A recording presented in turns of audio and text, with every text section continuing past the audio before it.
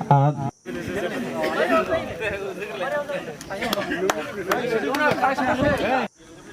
जोंहा दिनै बालाबारि प्राइमारि आरो बालाबारि VCDC जथायै जोंहा मोनसे गुनेश्वर मुंख्लं गुनेश्वर रामसियारिनि मुङाव जोंहा जोलुर बादायलायनाय हाबाफारि लादों। बे हाबाफारियाव जोंहा मुंख्लंनिसिम बिबार बावजेनगिरि आरो खेला बेखेवगिरि हिसाबै जोंहा आलासि लिंना लाबोदों। जोंहा 30 नं गरेस्वर समस्तिनि मानगोनां TCLC चेयारमेन रमेन बर' सार। दा बिथाङा जोंहा बेखेवनानै होलांबाय। जा मोजाङैनो बेखेवलांबाय आरो जोंहा मोननै टीम गिबि जोंहा बादायलायगासिनो दङ। जोंहा गिबि बान्था हिसाबै सेथि बान्था हिसाबै जोंहा 15,001 रां होनाय जादों आरो नैथि बान्था हिसाबै जोंहा 10,001 रां होनाय जादों आरो बेस्ट प्लेयार हिसाबै जोंहा 2,000 रां होनाय जादों आरो बेस्ट किपार हिसाबै जोंहा 2,000 रां होनाय जादों।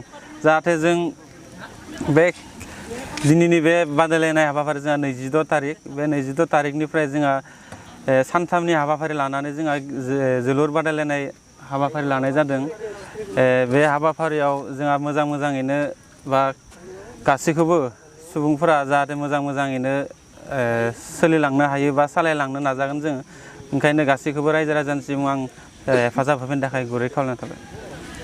गिबियावनो आङो बालाबारि प्राइमारि UPPLखौ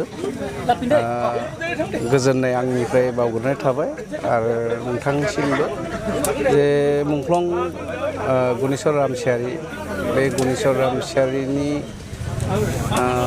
जि मुङाव फुटबल बादायलायनाय दिनैनिफ्राय जागायबाय आरो बे फुटबल बादायलायनाया बिथांनि मुङाव दिनै जायगा मोनदों। आं गोजोननाय मोनसे मोनदों खारन मुंख्लं गुनेश्वर रामसियारिया मोनसे समनि आंनि बिराद आंगो लोगो बायदिमोन। जों जयै दुलाराय बर' फरायसा आफादाव बा आबसुआव जोङो माखासे दायथ' लानानै खामानि मावबोनो मोनदोंमोन। 1988 मायथाइनिफ्राय आं बेखौ लोगो मोनजेनदों आरो 1990 मायथाइनि बे समनिफ्राय आं बिथांजों गले गले थाबोनो मोनदों आरो जि जोंनि 6 बोसोरनि बड'लेण्ड सोमावसारनाय बे बड'लेण्ड सोमावसारनायाव बिथांजों आङो थाफानानै गोख्रों मोनसे फाव लाबोदोंमोन आरो हयथ' बिथांखौ आं दिनैसिमबो बावनो हाया। ओंखायनो बिथांजों जि 1993 मायथाइयाव BEC गोरोबथा जादोंमोन बे गोरोबथा जानायनि उनावबो आङो दुलाराय बर' फरायसा आफादनि सासे आनसलिकनि दैदेनगिरि हिसाबै दायथ' लादोंमोन। बिथाङा आंनि सासे बोसोनगिरि हिसाबै हयथ' बिथाङाबो बे टाइमाव आंखौ बोसोन होबाय थायोमोन।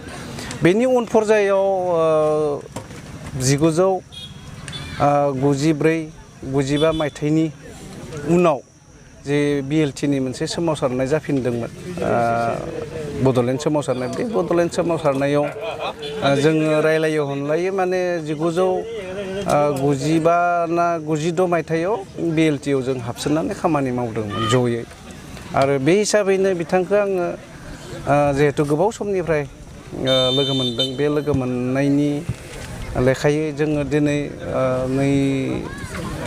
2003नि 10 फेब्रुवारि बे 10 फेब्रुवारियाव मोनसे BTC गोरोबथा जादोंमोन आरो बे BTC गोरोबथा जानायनि उनाव बिथाङा जिहेथु मुंख्लं जादोंमोन मुंख्लं जानायनि मुङै बिथांनि नामाव जोङो दिनैसिमबो मोनसे बे हाबाफारि लानानै बिथांखौ गोसोखांनायनि मोनसे स्कपखौ मोनाखैमोन आरो नंखायनो दिनै जों मोनसे सुबिदा मोनदों। आं ओंखायनो बुंदों जे बालाबारि प्राइमारि UPPL लोगो धन्यबाद होदों जे बिथांनि मुङाव जि बादायलायनायनि ट्रफि होदों। हयथ' जों उनाव गुनेश्वर रामसियारि बा गारजाया सोरमोन हयथ' जोंनि उन जोलैफोरा बिथांनि सोमोन्दै मिथिनो लुबैगोन आरो बिथांनि जि खामानि मावनाय जिउ जारिमिन बेफोरखौ बुंनो थाङोब्ला आं बै समाव बिथांनि सोमोन्दै एसे मिथियोमोन। बिथाङा बायदिसिना फेस्लाबो बुंनो गोरों, लेखा फरायावबो गोरों, खेला दुलायावबो जथेस्थ' माने आखा फाखा होनना बुंनांगोन। ओंखायनो दिनै बिथांनि मुंखौ गोसोखांनानै बिथांनि जि हाबाफारि बे हाबाफारियाव आं बाहागो लानो मोननानै गोजोननाय मोनदों। आच्चा बिथाङा बिएलटिआव थानाय समाव मा बिबानाव दंमोन? बिथाङा जिल्ला गोदोनि कामरुप जिल्ला बे कामरुप जिल्लानि फाइनेन्स सेक्रेटारिमोन आरो बिथाङा बे फाइनेन्स सेक्रेटारिनि बिबाननि समावनो पुलिसजों मोगा मोगि जानानै जिउ खोमानांदोंमोन। बिथाङा बिदिनो मुंख्लं जालांदों बड'लेण्ड सोमावसारनायनि मुङाव।